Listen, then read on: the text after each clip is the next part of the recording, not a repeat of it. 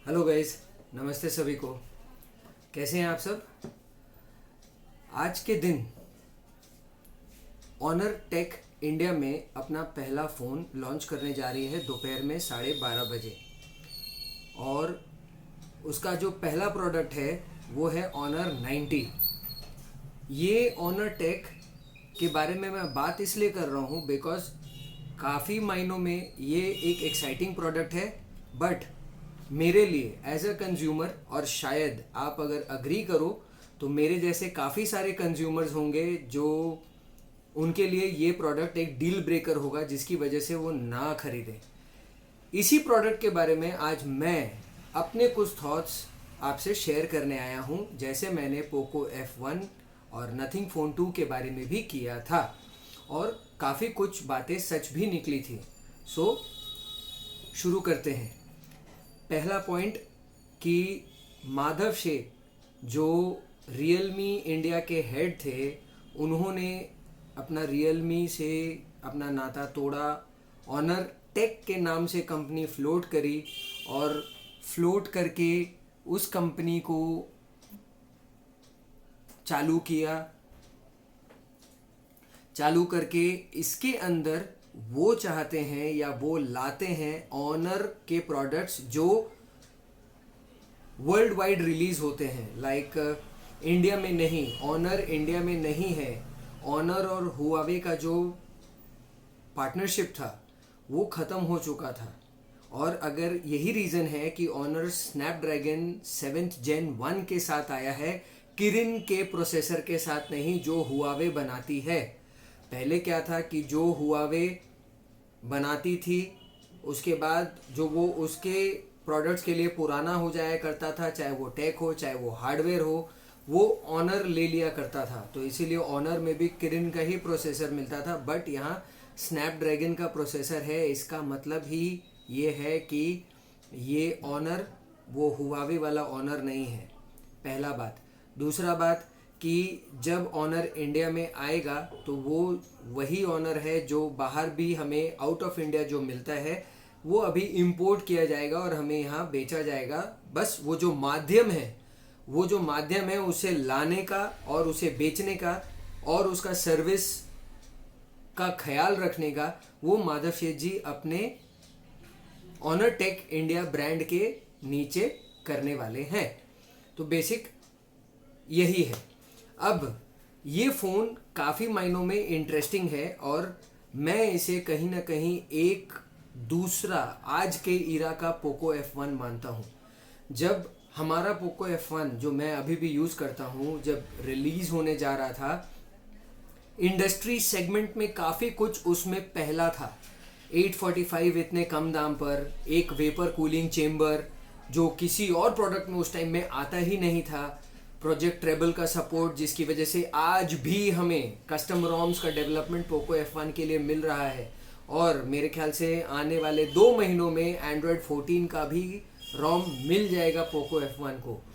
तो और उसके बाद एक काफ़ी बैलेंस्ड फ़ोन था, 6/128 GB, एक फंक्शनल कैमरा, गुड कैमरा, सब कुछ उसमें ओवरऑल अच्छा था। बट पोको F5 जब आया तो वो सोचा कि सिर्फ और सिर्फ एक परफॉर्मेंस मॉन्स्टर की तरफ से वो अपने आप को पोको F1 से कंपेयर कर लेगा, बट वो गलत था। इसीलिए वो फ़ोन इतना बिका नहीं। आई नो वो फ़ोन एक तरह से फ्लॉप ही है बिकॉज उसमें कैमरा अच्छा नहीं है, जो मैंने अपने उस वीडियो में कहा भी था। मगर ऑनर एक ऐसा ब्रांड और ऐसा फ़ोन लेकर के आ रहा है जो हर तरफ से बैलेंस्ड है और नया पोको F1 बनने के कगार पर है, मगर कहीं ना कहीं थोड़ा सा चूक जाएगा। वो मैं आगे इस वीडियो में बात करूंगा। अब वो पोको F1 कैसे है तो स्टार्ट करते हैं। सबसे पहले उसके स्क्रीन से, डिस्प्ले से। माइंड बॉगलिंग डिस्प्ले है, मतलब 4 कॉर्नर से ही कर्व्ड है, सिर्फ दोनों साइड से नहीं, ऊपर और नीचे से भी कर्व्ड है, जिसे ऑनर टेक कहती है फ्लोटिंग डिस्प्ले। बहुत सुंदर डिस्प्ले है, बेजल लेस है। और इसके बारे में मैं क्या बताऊं, मेरे पास अनबॉक्सिंग के लिए भी नहीं है, कुछ भी नहीं है। अगर आपको रिव्यूज़ देखने हैं तो आप इंटरनेशनल चैनल्स पे देख सकते हो, बिकॉज इंडिया में वही यूनिट आएगा जो इंटरनेशनली आ चुका है। तो दोनों में कोई भी डिफरेंस नहीं रहने वाला है, कोई भी अंतर नहीं रहने वाला है, समांतर यूनिट ही रहेंगे दोनों। तो इन दैट केस आपको भर भर के वीडियोस, भर भर के रिव्यूज़ मिल जाएंगे, तो जिनके बारे में आप एक अंदेशा, एक अंदाज, एक अनुमान लगा सकते हो कि ये प्रोडक्ट कैसा होगा। आज उसी अंदेशा, उसी अनुमान से मैं आपसे बात करने बैठा हूँ।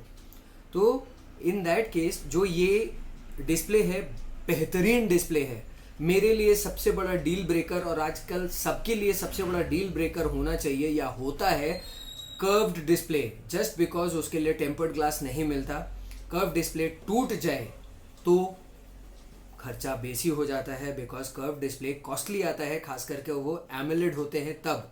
बट आज इसके डिस्प्ले से अखरोट तोड़े जा रहे हैं। नो डाउट डिस्प्ले बहुत ही ज़्यादा स्ट्रॉन्ग है। ये माधव शेठ जी का जब आस्क माधव 2.0 श्री हरि ने किया था, तब उन्होंने बताया था और उन्होंने दिखाया भी था। अब एक कैच देखे यहाँ पर, आप भी देखिएगा वीडियोस में, जो भी अखरोट इसके स्क्रीन से तोड़े जा रहे हैं वो सब डीप ब्राउन कलर के हैं, यानी एक्स्ट्रा पके हुए बूढ़े अखरोट हैं, जिनमें ताकत उतनी नहीं होती, इजीली टूट जाया करते हैं। अगर वो लाइट ब्राउन होता या कच्चे होते या पके हुए होते, एक्स्ट्रा नहीं पके हुए होते, तो इतनी आसानी से नहीं टूटते। पहला कैच। मगर उसे भी तोड़ने के लिए तो प्रेशर लगेगा ना बॉस। वो प्रेशर अगर आप उस स्क्रीन से दे रहे हो तो in that case screen is really very tough. तो स्क्रीन अच्छी है, टेम्पर्ड ग्लास अगर नहीं भी लगाएंगे तो उम्मीद है उसमें स्क्रैचेस नहीं आएंगे, जल्दी टूटेगी नहीं गिरने से। तो ये एक बढ़िया बात है। तो मेरे लिए ये जो डील ब्रेकर था एक प्लस बन गया, जस्ट ये देखते ही कि इसकी स्क्रीन कितनी ही टफ है और कितनी ही रिलायबल है। अगर टेम्पर्ड ग्लास नहीं भी लगाएं तो चलेगी, गिरेगी तो टूटेगी नहीं आसानी से। और स्क्रीन का क्वालिटी, एमोलेड की क्वालिटी, जो कलर्स, माइंड ब्लोइंग है। 1.5K डिस्प्ले है और बहुत ही बढ़िया डिस्प्ले है, और ख़ास करके TUV रेल लाइन सर्टिफाइड। और उसके बाद अभी मैंने देखा था कुछ दिन पहले, लाइक वर्ल्ड DxO मार्क पर नंबर 4th रेटिंग है इसका ऑन डिस्प्लेज।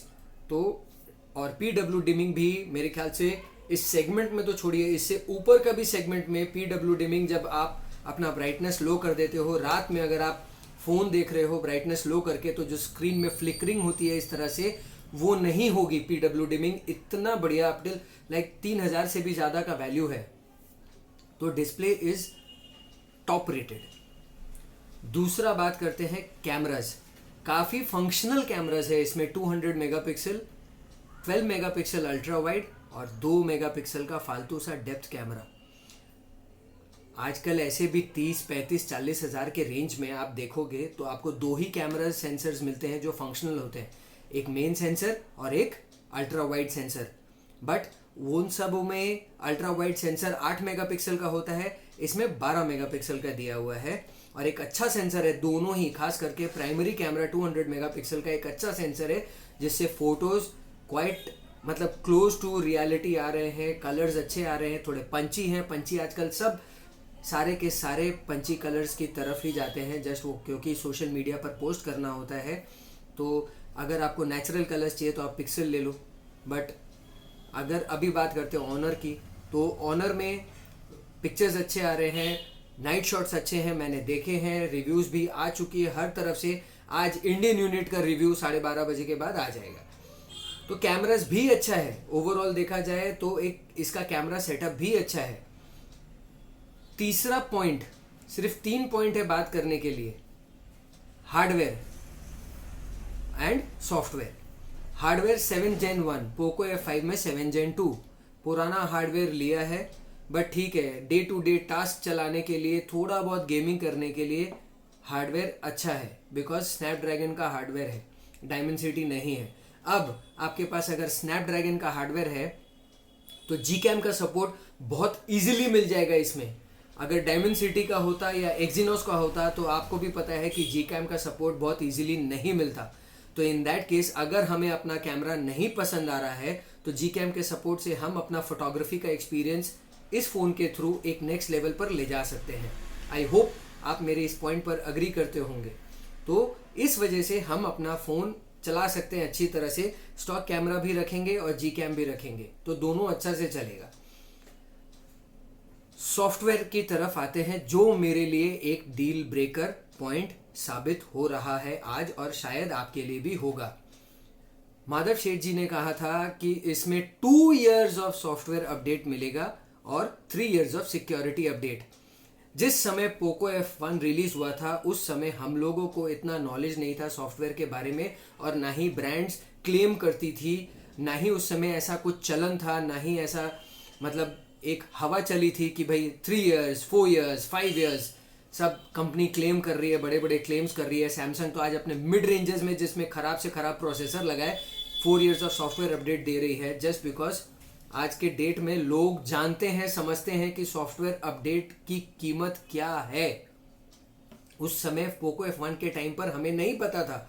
पोको F1 बिका अपने स्पेसिफिकेशंस के दम पर, जो वो वैल्यू फॉर मनी प्रोडक्ट, जो वो वैल्यू देती थी जिस पैसे पर, उसके दम पर, उसी दम पर ऑनर ने जो ऑनर 90 लाया है वो प्रोडक्ट खड़ा होता है, बिकॉज वो प्रोडक्ट जो इसका 256 GB का बेस वेरिएंट होने वाला है, वो आप समझ लो जस्ट अंडर 30,000 रुपीज रहेगा।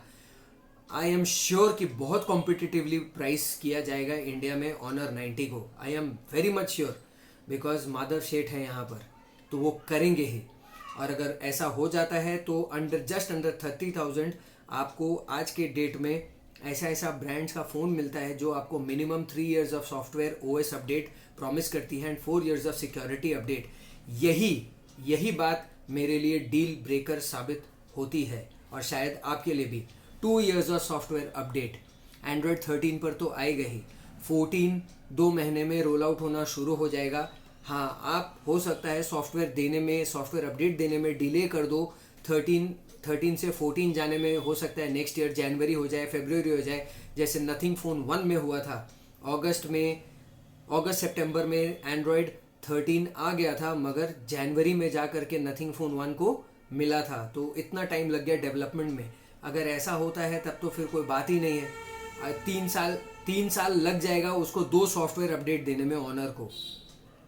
आप समझ रहे मेरी बात? तो in that case but 2 software update कम है।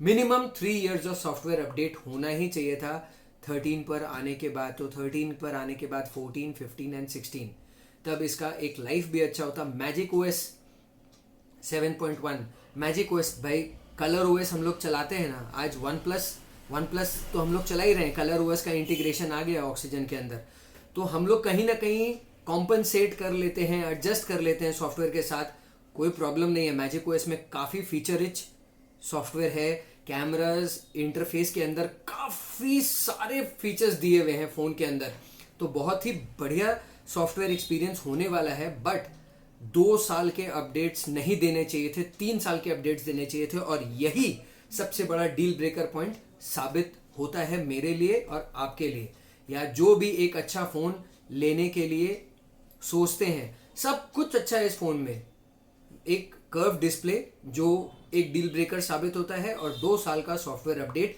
जो एक मेजर डील ब्रेकर साबित होता है। इवन अगर उस रेंज में, जिस रेंज में आज वो लॉन्च होगा, उस रेंज में नथिंग फ़ोन 1 अभी BBD के सेल में मिल जाएगा, जिसमें 3 years ऑफ सॉफ्टवेयर अपडेट है, और नथिंग फ़ोन 2 जिसमें 3 साल का सॉफ्टवेयर अपडेट मिलेगा। और नथिंग से बेटर आज के डेट में सॉफ्टवेयर अपडेट्स कोई नहीं दे रही। They are consistent in providing their software updates and on time, और अपना फ़ोन का एक्सपीरियंस वो दिन पर दिन इम्प्रूव करी जा रही है। पिक्सल 3 साल का अपडेट, सैमसंग का कोई भी फ़ोन ले लीजिए 4 साल का अपडेट। सो ये मेरे लिए डील ब्रेकर है, वरना मैं इस फ़ोन को रियल मायनों में, सही मायनों में एक दूसरा पोको F1 मान बैठा था, मानता हूँ और समझता हूँ। तो क्या आप मेरे इस पॉइंट से या मेरे थॉट से क्या आप सब अग्री करते हैं? अगर अग्री करते हैं तो कमेंट्स पर आइए, मेरा साथ दीजिए, मुझे भी बताइए कि आप क्या सोचते हैं ऑनर 90 के बारे में। दोपहर में 12:30 बजे लॉन्च है, और आप कितने लोग इसे खरीदने वाले हैं, या कर्व डिस्प्ले या सॉफ्टवेयर की वजह से इसे नहीं खरीदने वाले हैं, ये वीडियो अगर आप देख रहे हैं तो कमेंट्स में मुझे ज़रूर बताइएगा, तो मुझे भी पता चलेगा कि मेरी सोच और आपकी सोच एक है या नहीं है। Thank you for watching my video. सभी को नमस्कार, bye bye and see you in the next.